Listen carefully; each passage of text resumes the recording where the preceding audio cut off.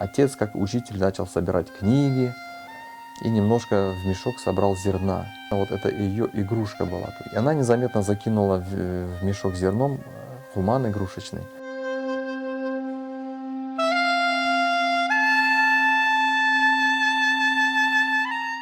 И там, на Урале, получается, отец обнаружил этот хуман.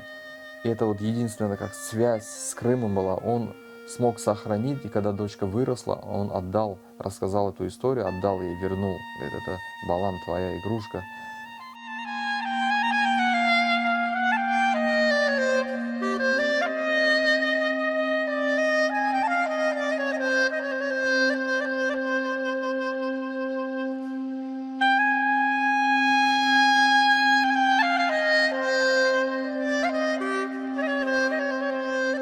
Это шестиконечная звезда, то есть видим тюльпан, ляле.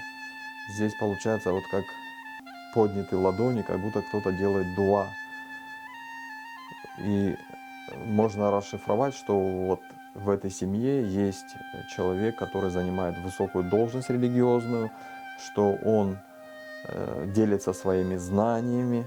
В действительности вот в этой семье и был такой человек, учитель Занжирлы медресе, который закончил.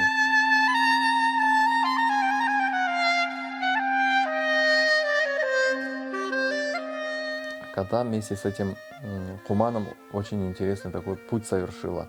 Их оттуда выслали с севера, с Урала, выслали в Узбекистан. С Узбекистана они потом попадают в Краснодарский край, оттуда в Крым.